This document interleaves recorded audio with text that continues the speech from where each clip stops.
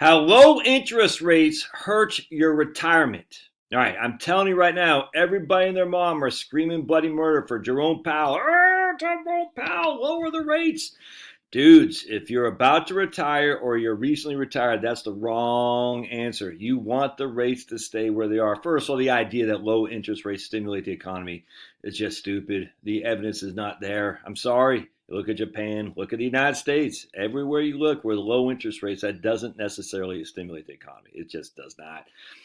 Anyway, so this is my concern. I'm like, man, do not look the gift horse in the mouth. And I don't like this attack on Jerome Powell and the Fed. I don't like the attack on the Fed by all my right-wing people. Like, the Fed is evil. I was watching Tucker Carlson. The Fed's evil. I'm like, oh, man, I love Tucker. Love him. This infatuation with the Fed drives me insane. Do people not know what history was before the Fed came around in terms of the massive deflation, depressions, the volatility of the economy? It's just very frustrating me, actually. The Fed has been a force for good. All there is to it. You know why? Because it stabilized things. That's just a fact, dude. And if you want to go, hey, man, more power to you. I don't. I like stability. I like contentment. Anyway, so check this out. So I'm working on my, again, I don't have my book here, but I'm going over my book, editing it, which I hate doing because it just says, oh, man. But it's got to be done. Someone's got to edit it. And your old buddy Josh is the man to edit his own writing because I don't ghostwrite. I want to show you something here. So here I used the Wellesley. And what you're going to do, I went to Claude.io, Claude.ai, which they look at these charts. It's just so great. Compared to my crappy charts, using the Claude stuff is fantastic. All right, so what we're doing here is we're taking Wellesley. We're starting in 1971, and then you'll see we're ending in 2000. We're starting in 1994, and we're ending in 2023. So that's 30 years, all right? So you can see all these 30-year time frames, and I'm using it with a Wellesley fund going back to 1970, all right? So check this out. And what I'm doing is I'm saying, what is our end of year? Oh, Pablo heard somebody eating. I'm using my 8% reverse RMD method. Again, mine is different from Dave Ramsey's. Dave Ramsey's is silly. Mine is smart. And all we're doing is we're taking 8% of the previous year's account balance and we're taking it out as a distribution to spend, to blow it up your nose, to go give to your kids, whatever. And we got three different lines here. We got our withdrawal amount. All right, this is right here. How much we're taking on an annual basis. We're starting with $1 million, by the way. All right. We got and this is our last year withdrawal right there. I just want to point out last year withdrawal. We got our total ending balance. How much did we have left in the portfolio when we died?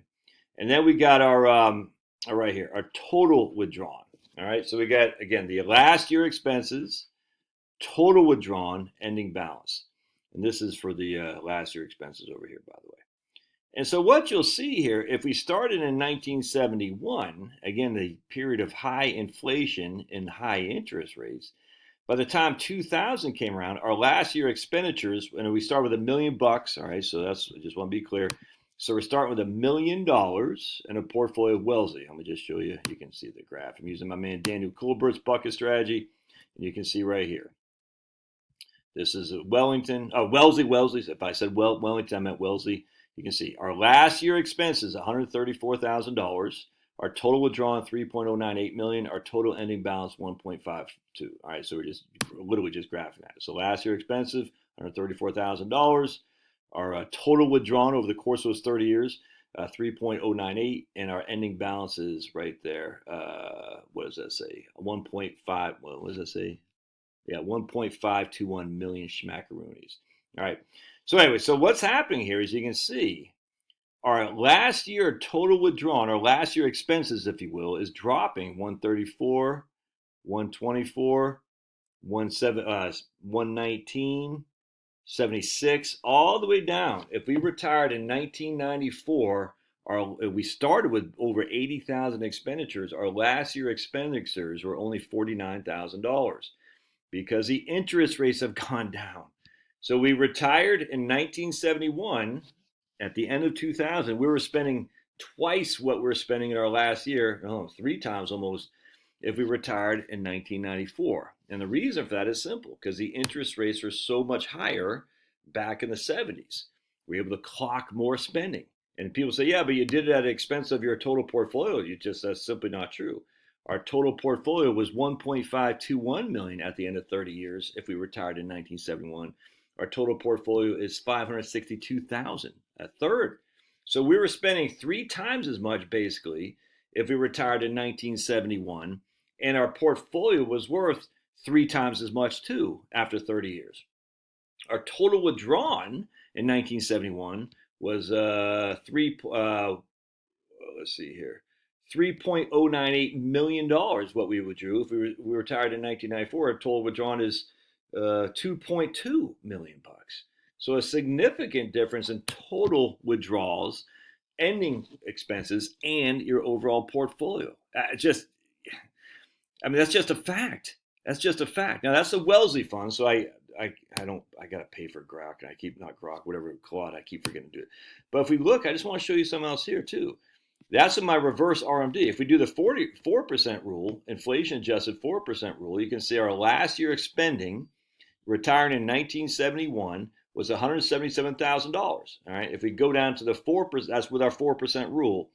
All right, our last year expended is $177,000 with a 4% rule after 30 years. If we retired in 1994, our last year expenditures was $84,000. Well, that makes sense because inflation was much lower from 1994 to 2023 than it was from 1971 to 2000. But check this out. Our last year total withdrawal was $1.76 billion, but the ending balance is $3.38 million. All right, so 3.3 million is our ending balance. Total withdrawal is 1.7. We come up here to retiring in 1971 with a 4% rule right there. Our ending balance is 4.789 million. Our total withdrawal is 3.32 million. And that's, again, I mean, you can easily say, well, you had to withdraw more because the inflation was higher. I grant you in the beginning of this time frame, 1971 to 2000 versus 1994 to 2023. But you also had a higher ending balance, and that's with the Wellesley fund. If you just use nothing but bonds, it'll get a little bit uglier. And as you can see, we run out of, this is with the Federated Government Bond Fund right here. We run out of money in year 24. Even with a 4% rule with just all bonds, it took us to year 24 before we ran out of money if we retired in 1971. But we still ran out of money, so that's not good. That's with the 4% rule. But check this out. Even if we retired in 1994, at the end of 30 years, you only had $291,000 with a 4% rule. Yeah, you didn't run out of money, but you only had $291,000 left. So if you survived a couple more years and your last year's expenses $84,000, you're taking $84,000 with inflation over $291,000. Your butt is doomed. Now again, that's over 30 years, not likely to happen, but still. If you lived another 3 years, your butt is doomed with a 4% rule. So yes, a 4% rule ran out of money with all bonds if you retired in 1971 in year 24. It's going to run out of money with all bonds if you retired in 1994 and by year 34 too. It's just there's no two ways around that. But even it gets better too. Well, better or worse, however we want to look at it. This is my reverse RMD with just bonds. All right, so here we go. Reverse RMD with the Federated Government Bond Fund. And the only reason I'm using that is because that's one of the few that go back that far. You can see right here. Our last year expenditures, if we retired in 1971, we started with $1 million.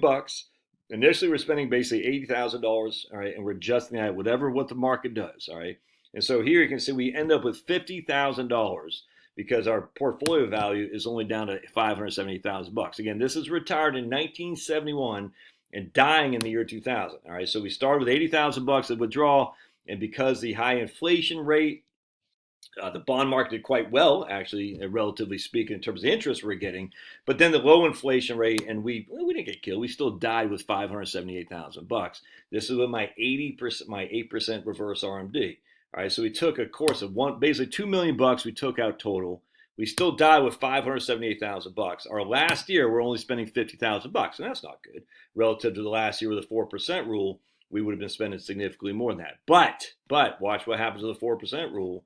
We already did the 4%. What was the 4% rule? Yeah, right here, the 4% rule. But remember, we have $578,000. That's what I was going to say. Watch what happens. We go to the 8% rule, and we go down here, year 30. Our last year expenses was only $17,000. We only had $200,000 in our portfolio. I mean, again, so what I'm trying to say is the higher the interest rates, the better the performance was in your portfolio. If you have a bond-heavy portfolio, there's just no two ways around that. The higher the interest rates, the better your bonds performed, even with high inflation. I cannot stress this enough. Right here, this is the 8% rule. You retire in 1994, your last year of retirement, you're only spending $17,000. You only have $200,000 left, and that's my 8% rule. Retiring in 1971, your last year of spending is 2.5 times what the other one was, and you still have $500,000 left. You end up spending 1.9 million here, and here you end up spending 1.5 million. I cannot, oh man, people think we need the interest rates to go low for the bonds. It's just not true. It's just not true, man. High interest rates are what you want if you're a bond heavy investor. There's just no two ways around that. Low interest rates are not what you want if you're a bond heavy investor. There's just, and high interest rates indicate higher inflation too, just FYI. So don't be so quick to punch Jerome Powell in the face. Say, nah, dude.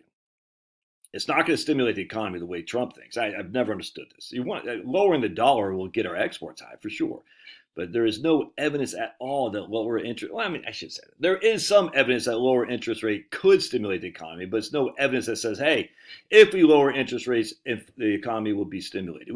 That just does not exist. You can't say because of this it leads to that. All right. Love your thoughts. Fondle and tickle that like button. Don't forget to subscribe. I'm trying to get to 100,000 subscribers before I leave this great earth. So just help me out. Hit that little subscribe button. Don't be a sucker. I won't bite. God bless. We'll see you.